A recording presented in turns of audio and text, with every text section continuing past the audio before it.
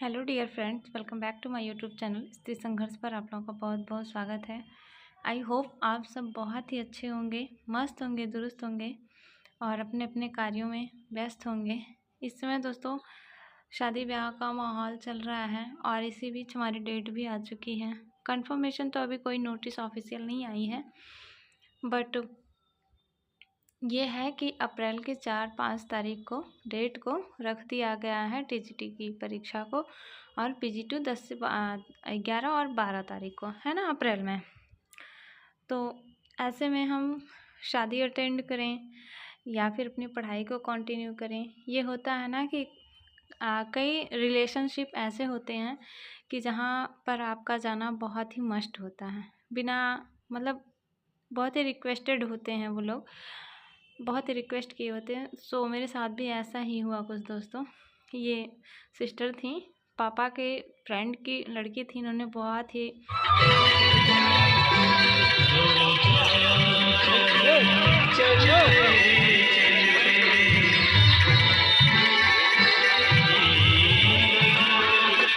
इन्होंने दोस्तों बहुत ही मतलब रिक्वेस्ट की थी, दीदी आइएगा ज़रूर, दीदी आइएगा ज़रूर।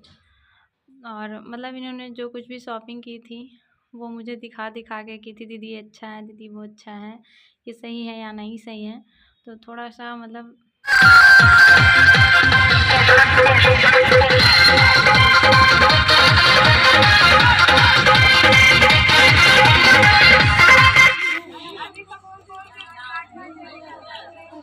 तो जाना भी बहुत ही ज़रूरी था, इसलिए चले गए थे दोस्तों। और बाकी मतलब 10 को शादी थी तो मैं 10 को ही गई, मॉर्निंग में 11-12 बजे तक गई थी। उसके बाद फिर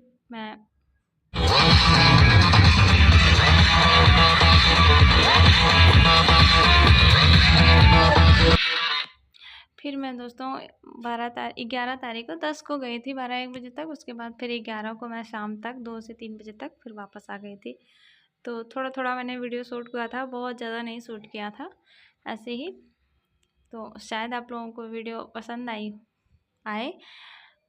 और आप लोग बताइएगा आप लोगों का कैसे चल रहा है। और ये विदाई का मोमेंट तो इतना ख़राब होता है दोस्तों, इतना ख़राब होता है विदाई का मोमेंट।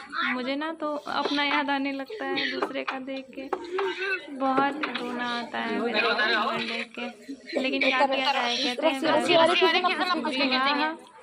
एक धार्मिक संस्कार है और परिवार एक सामाजिक संस्था है ना, तो जो कि बहुत ही ज़रूरी है।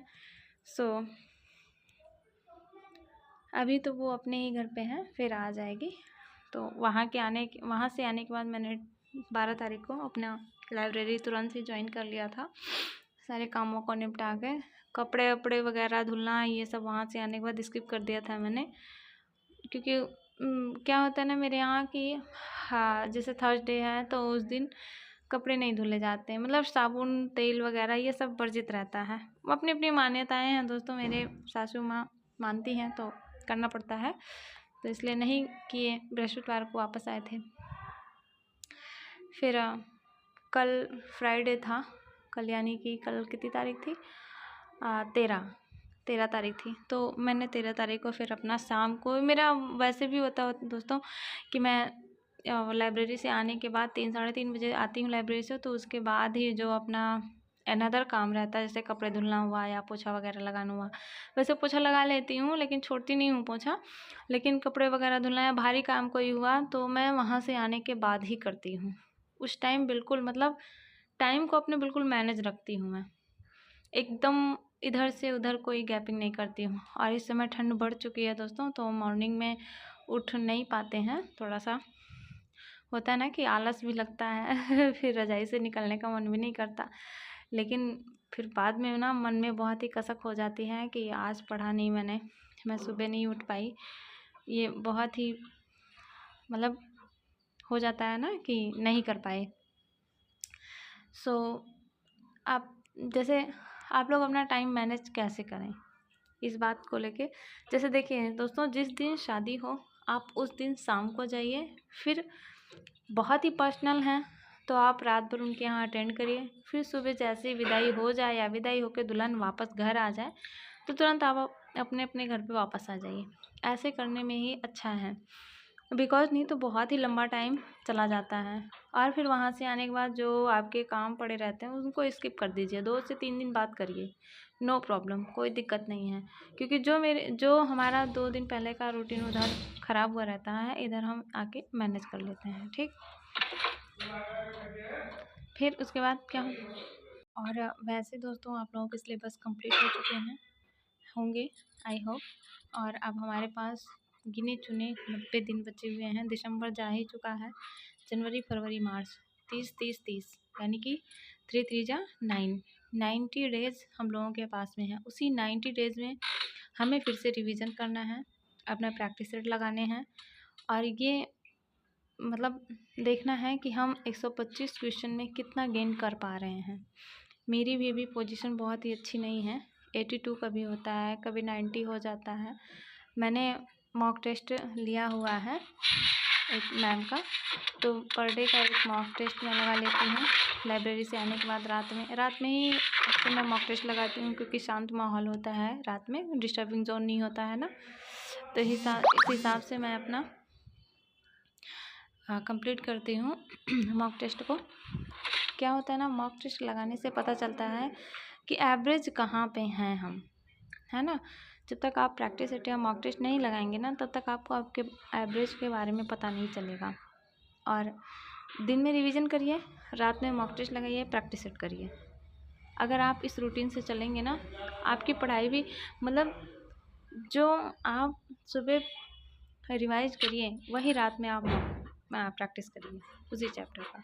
तो मैं कह रही थी दोस्तों ना कि ऐसा करने से क्या होगा ना कि मॉर्निंग में आपका रिवीजन हो जाएगा। जैसे क्या है, न्यूट्रिशन के आप पार्ट को विभाजित कर लीजिए।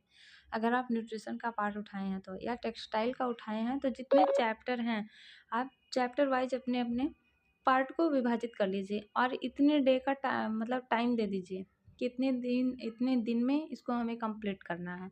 और एक दिन का टारगेट दीजिए कि आज हमें 2 पेज या 3 पेज या एक पूरा चैप्टर याद करना है। तो इस हिसाब से क्या होगा ना, हम अच्छे से याद भी कर पाएंगे।